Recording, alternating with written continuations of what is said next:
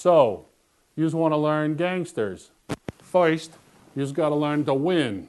There are 3 ways to win. One is to have $10,000 at the end of your turn. The second is to own all joints of one color. The last is to own 10 joints of any color. For all of these, you must have all of your game members on the board. Okay, we know how to win. Next, we need to know how to use the pieces. There's a summary card that comes with the game that shows the color die associated with each piece, as well as the special rules associated with each of the pieces. Now let's take a look at each of them. The Racketeer uses the green die. He can buy and or upgrade buildings. He can go criminal to shoot at other games. The amount of moves you get in a turn is equal to the number of Racketeers you own divided in half, to a minimum of 1. If you have no Racketeers, your only move for that turn will be to buy Racketeers. The Vamp uses the red die. While she is legal, she can seduce any Racketeers and or thugs. When criminal, she can extort for cash in unowned buildings. The Thug uses the black die. When legal, he can help defend joints. While criminal, he can shoot other gangs and or extort for cash in unowned buildings. The public use the white die. When they are legal, they can wander around the board. While criminal, they pay the joint's owner. Only one can be in a space at a time. Public, once on the board, may not use the subways. The cops use the blue die. They can bust joints where there are criminal public and can shoot criminal gang members. Okay, let's learn about movement. First thing to know is each piece has its own die color, and that's the only die that you look at when you move that piece. Next to know is that you can only move between criminal and non-criminal sides of the piece, or change that, when you move a piece. Next, in this game, you move by exact count. So one of the tricks of the game is to maximize your probabilities of success. Next is when you're inside a joint, you can leave through any exit. So, with a roll of 3 on the Racketeer die, we can move the Racketeer through the top exit. 1, 2, 3. We could move it through the left exit. 1, 2, 3. Or we could move it through the right exit. 1, 2, 3. When a piece is drawn from a cup, its first move is to the subway indicated by its die. With a roll of 2 on the public die, I could pull out 1 like so. 1, 2. Or I could move it into the purple joint. 1, 2. And then I need to flip it to its criminal side because public are always criminal in a joint. If you own 2 joints that are adjacent, you can move directly from one of them to the next one by using the tunnels. With a roll of 6, I could move my Vamp like this. 1, 2, 3, 4, 5, 6. But if I wanted to get into the building with the brown Thug in it, I could use the green building I own, like so. 1, 2, 3, 4, 5, 6. Let's suppose that I own the brown building next to the green one as well. Then I could reach the Racketeer. 1, 2, 3, 4, 5, 6. A piece that enters a subway space may, at that moment, treat itself as if it was in any of the 6 subway spaces. Just like the subway, all 6 of those spaces were one giant space. A cop that enters the subway, on the other hand, is replaced by a new cop when it comes out of a different subway space. A 5 on the cop die could let me move cop number 2 to subway 5.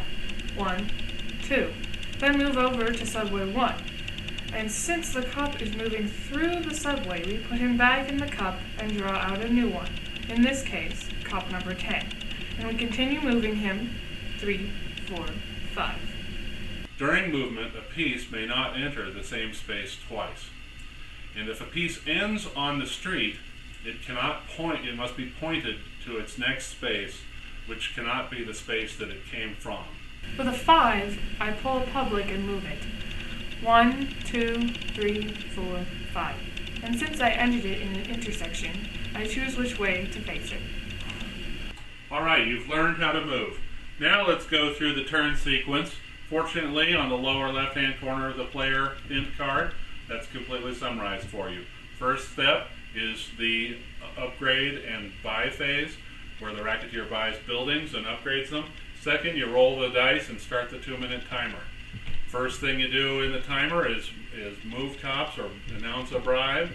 Then you move your gang members or announce recruiting. After that, the timer ends. Notice that now you actually pay for the bribes and recruits that you announced and get them. Then you collect money for your extortion and your organized crime. And then last but not least, you handle your shootouts. Okay, the first phase is the buy phase. Look at the joint where your racketeer is. If you don't own it, you can buy it for the door price and mark it with a level 1 marker. If you already own it, you could potentially upgrade it a level for the same door price. The highest level you can upgrade to is the number of that color of joint that you own. With a 3, Brown can move to the other red building.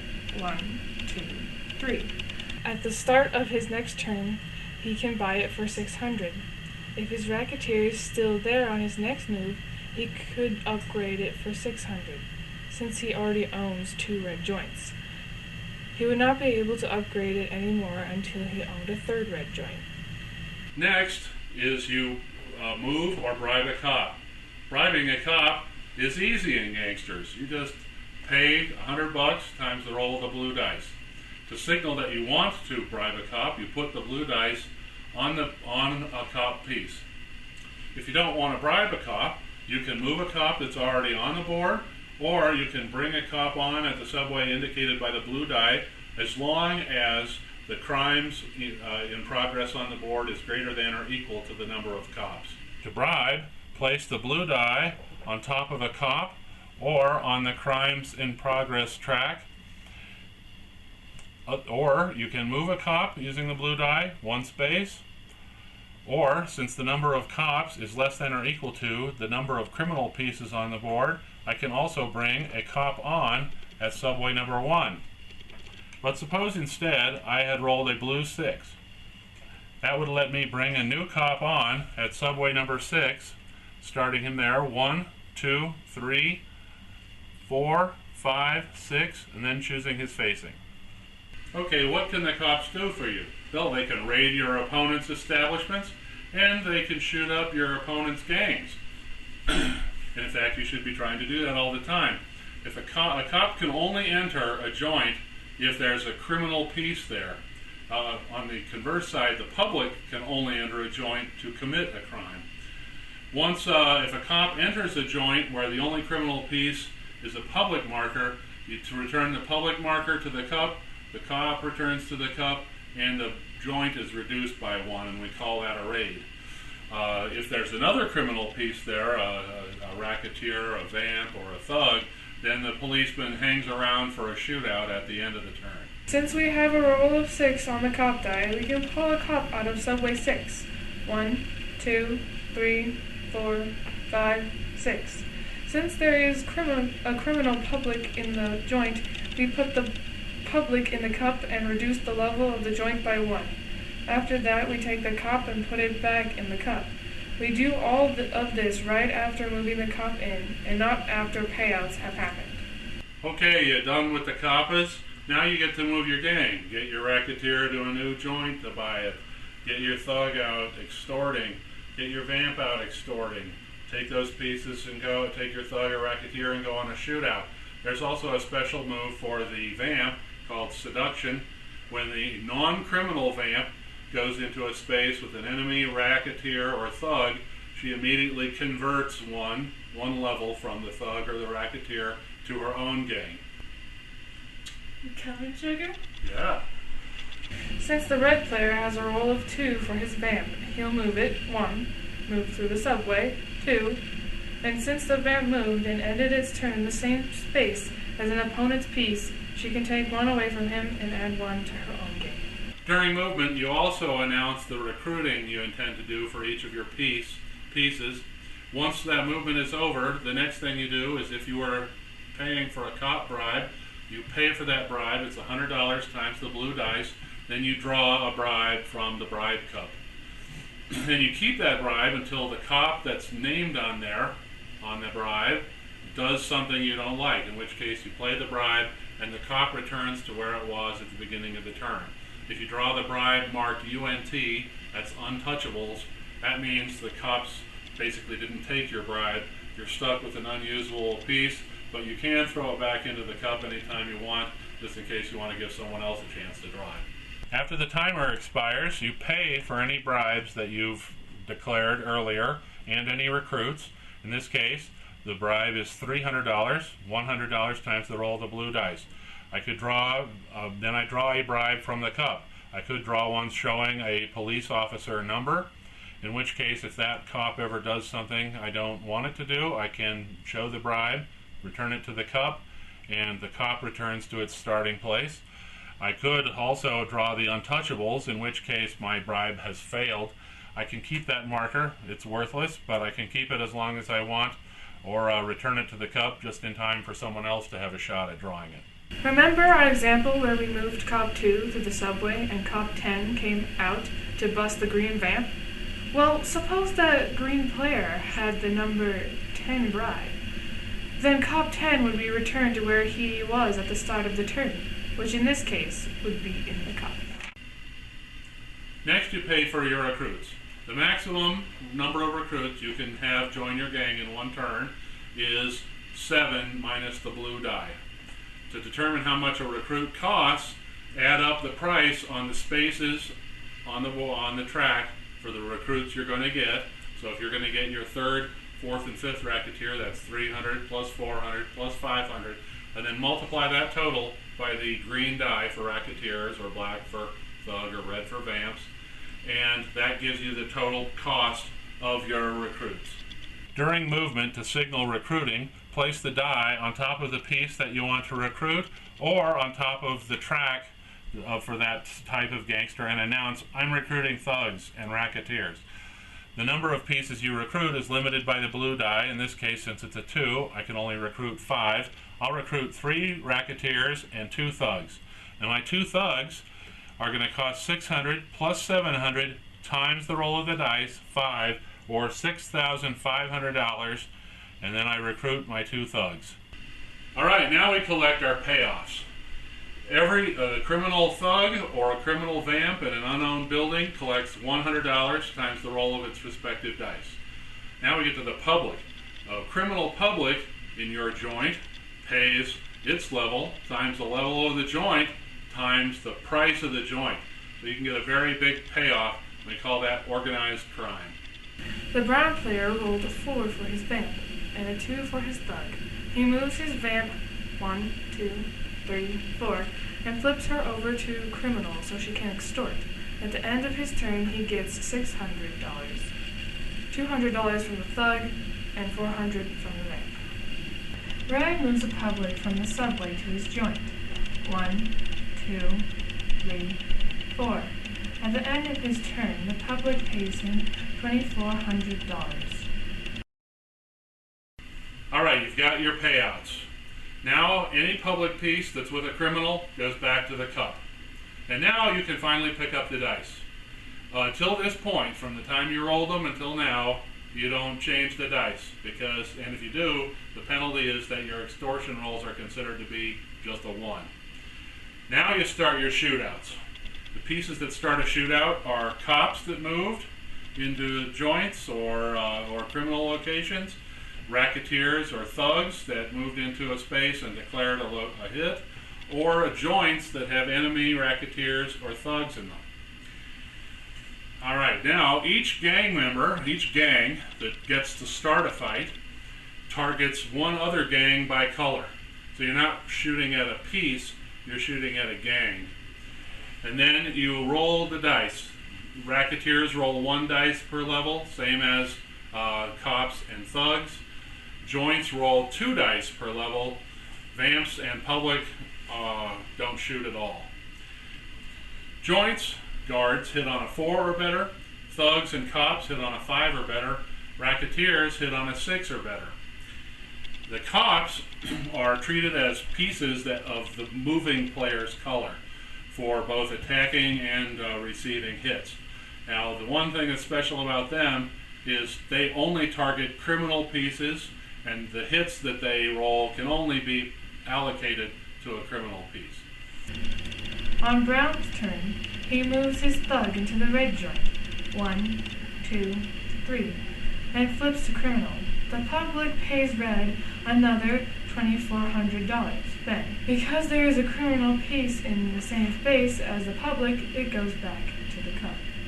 Each gang that was attacked can now return fire by selecting an opponent of any color, and not necessarily the person who attacked them, and attacking. That continues till every gang that was attacked in some way or another has had its chance to return fire. Now, everybody, all at once, allocates their casualties to their pieces.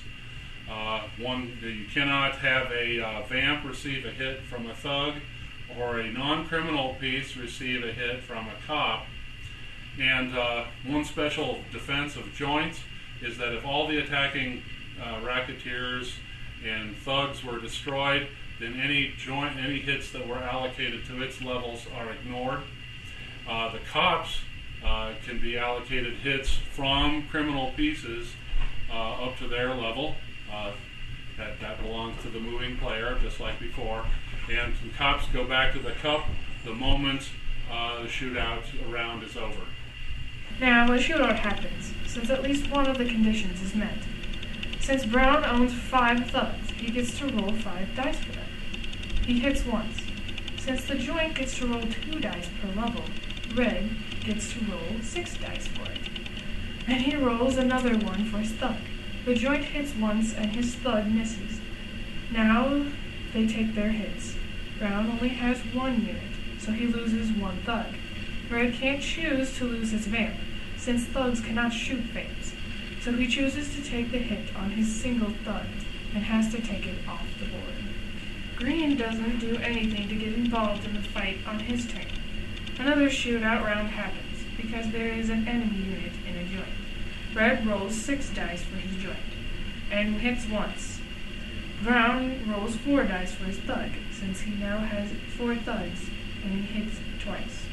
Since Brown only has 1 unit that can take hits, he loses another thug. Since the only unit that the red player has that can take hits from a thug is now the joint loses 2 levels. Now it's Red's turn. Since he rolled a 4 on the cop die, he can pull out a cop from Subway 4. 1, 2, 3, 4. Since Red has only 3 racketeers, he has 1 action, so he chooses to move his racketeer 1 through the subway. 2, 3, 4. And flips to criminal, so his racketeer can help in the upcoming shootout. The joint rolls 2 dice and hits once. The racketeer rolls 3 dice, since Red owns 3 racketeers, and hits once. The cop is controlled by the player who moved him in, which in this case is Red. The cop rolls 2 dice, since that is his number. He hits with both of them. The brown thug returns fire with his 3 dice, and hits 3 times. Brown takes all of his hits on his thug, and since he now has lost all of his thugs, he takes his thug piece off the board. Red allocates the first 2 hits to the cop, since the cop can take a number of hits equal to its number. Red put the last injury on the joint, but since all opposing criminal pieces in his joint have been taken out, he doesn't actually apply the hit. The cop goes back to the cup. He would have gone back to the cup at the end of the turn, even if there was still a criminal piece there. Shootouts last just 1 round. You have to wait until the end of the next round before moving pieces and joints start another shootout. One of the fun things about Gangsters, when you get hit, your opponents get to shoot you with their squirt guns. I want my $2! Take that! Aha! And that's a lot of fun. Alright, now let's talk about how to set up the game at the start. Each player, in turn, purchases joints until each player owns 3 joints whose total value is $1,100 or less. If you spend less, you get the change. Then each person is given $2,100 and they purchase their initial gang. That's done the same way as recruiting gang members, except that you treat your die roll as if it were a 1. So this is as cheap as you can get them. And at the end of that, you also get change if you need it. You could spend the change you had from the buildings. Then all the gang members are placed simultaneously in the joints that each gang has to start with, in any combination that you want. We'll show an example game setup. For this example, we'll be acting as though there are only 2 players in this game. First is buying buildings. Brown is first and buys Downtown Bus Station. Then Red goes and buys Jack's Auto Body. Brown buys Brazili's Riverside next. Red goes for Sadler's Stitchery. Brown's final building is SMC's Cartage Code, and Red's is Serva's Market. Brown has $200 left over, and Red has $700 left over. Brown is hoping to upgrade and score with the public. Red plans to buy 10 cheap joints. Next is the initial game purchase. Everyone does this at the same time, and secretly. Brown decides to buy 5 Racketeers, 1 Vamp, and 1 Thug, for a total of $1,900 and gets 200 more in change. Red buys 6 Racketeers, 1 Vamp, and 2 Thug, for a total of $2,700, using up 600 of the 700 he saved earlier. At this point, everyone shows their game purchase. Then they simultaneously place their game numbers in their joints. Okay, you know how to play the game. Now the trick is to pick a strategy. You're going for joints, Monopoly, or cash. And each turn, make sure your moves work towards that strategy or towards a backup plan. And good luck and have fun.